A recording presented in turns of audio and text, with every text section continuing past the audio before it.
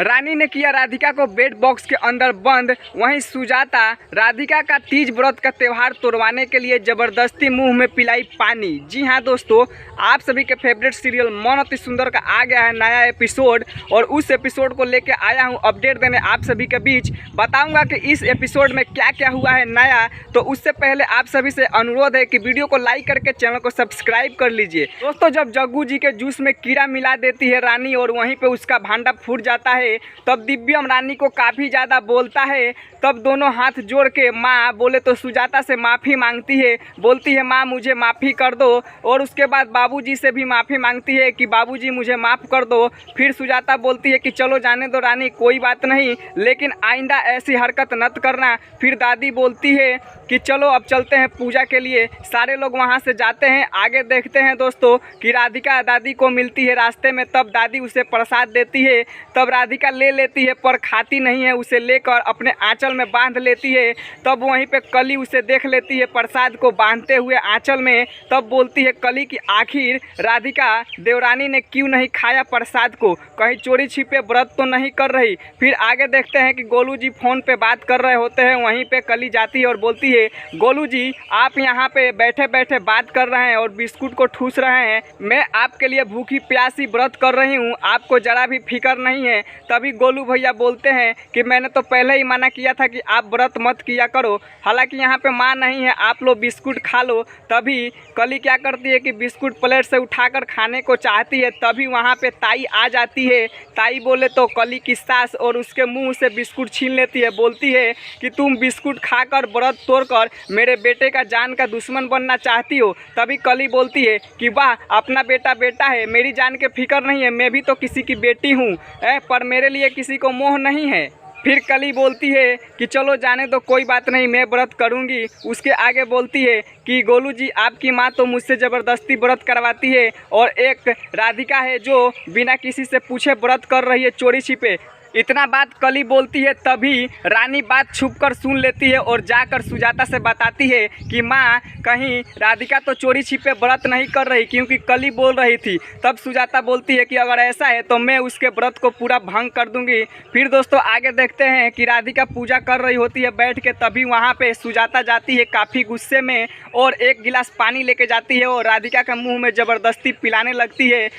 तब राधिका बोलती है माँ जी मुझे प्यास नहीं है। तब सुजाता बोलती है कि चलो 2 घूंट पी लो। फिर बोलती है 2 घूंट नहीं पियोगी तो 1 ही घूंट पी लो, या फिर तुम्हें व्रत करने का ज़्यादा शौक चढ़ा है, चोरी छिपके सबसे क्यों आखिर कर रही हो व्रत, आखिर किसके लिए कर रही हो। राधिका बोलती है कि मैं अपने पति के लिए कर रही हूँ। तो बोलती है सुजाता कि तू पति, वो भी दिव्यम के लिए, पागल हो गई है क्या, तूने तो दिव्यम को तलाक दिया है।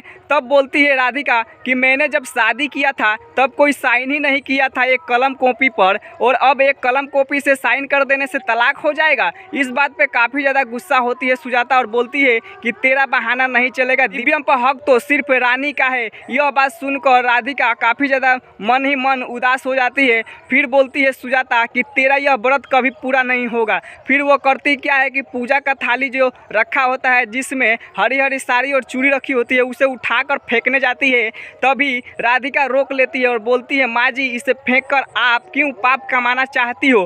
फिर सुजाता वहाँ पे कुछ नहीं कहती और वहाँ से गुस्से के साथ चली जाती है। फिर आगे देखते हैं कि पूजा की तैयारी चल रही होती है तो वहाँ पे राधिका आती है। तो सुजाता बोलती है राधिका दादी के कमरे से जाओ गद्दा लाओ। तो राधिका बोलती है ठीक है माँ जी। तभी बोलती है माँ जी क्या कह रही हो, मुझे पता है ना कि गद्दे का भार तुम ही उठा सकती हो, मोटी साढ़ गेंडा जो हो। इस बात से राधिका काफ़ी उदास होती है और इस बात को सुनकर सारे पड़ोसी जो आए होते हैं वो हंसने लगते हैं। राधिका वहाँ से उदास होकर गद्दा लेने जाती है। घर में जाती है तो देखती है कि काफ़ी आंधी तूफान आया होता है, सारा खिड़की उड़की खुला रहता है।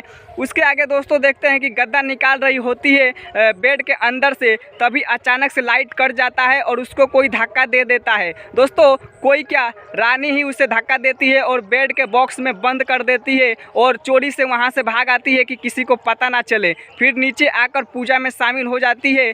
कुछ देर बाद दादी बोलती है कि अभी तक राधिका गद्दा लेके आई नहीं। तो सुजाता बोलती है कि मैं जाती हूँ लाने के लिए, तभी वहाँ पे एक पड़ोसन आई होती है। वो बोलती है सुजाता तुम जाओगी गद्दा लेने के लिए तुम्हारी बहुओं को होते हुए।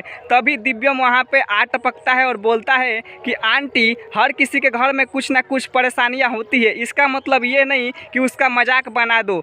मेरी माँ को कहीं जाने की ज़रूरत नहीं है, अभी उसका बेटा जिंदा है, माँ मैं लेके आता हूँ गद्दा। तभी रानी सोचती है कि कहीं दिव्यम जी ये पकड़ ना ले कि राधिका बेड के अंदर है। तब बोलती है मैं जा रही हूँ गद्दा लाने। तो सुजाता बोलती है रानी पागल हो गई हो क्या, सुबह से तुम व्रत भूखी हो, कुछ खाई पी नहीं हो और जा रही हो गद्दा लाने, चक्कर आ जाएगा। तो तब वो रानी नहीं जाती है और दिव्यम जाता है। तो दोस्तों देखते हैं अंदर रूम में जाता है दिव्यम, तो सारा गद्दा वद्दा निकाल के रखा होता है पर वहाँ पे राधिका नहीं होती है। तो वो सोचता है कि आखिर राधिका गई कहाँ, सारा सामान तो निकाल के रखी है। इतना बात बोलने के बाद दिव्यम गद्दे को उठा कर ले जाता है। तभी भगवान भोलेनाथ की कृपा से धागा एक जो होता है गद्दे का वो बेड में फंस जाता है। फिर आगे देखते हैं कि वो सोचता है कि किसी ने मुझे आवाज़ दिया, हालांकि सच में आवाज़ दी थी राधिका ने कि कोई है मुझे बचाओ, पर वह बात को गौर नहीं करता है क्योंकि नीचे साउंड बज रहा होता है, उसकी वजह से वो चला जाता है। आगे देखते हैं कि दिव्यम नीचे गद्दा ला के रख देता है। तब रानी सोचती है कि चलो बच गई, नहीं पता चला दिव्यम को राधिका के बारे में। फिर दिव्यम गत्ते को रख कर और गोलू भैया को आवाज़ लगाता है कि गोलू भैया।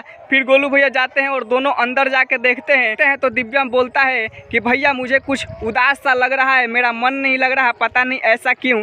तभी वहीं पे बताता है गोलू कि दिव्यम राधिका भी भूखी हुई है तीज का व्रत। फिर वो राधिका को ढूंढने में लग जाते हैं। दोस्तों आप सभी को नेक्स्ट एपिसोड में बताऊंगा कि राधिका कहाँ है और क्या चाल चली है रानी ने, बताऊंगा नेक्स्ट वीडियो में। नेक्स्ट एपिसोड में मिलते हैं। इस वीडियो को लाइक करके चैनल को सब्सक्राइब कर लीजिए आगे जानकारी पाने के लिए।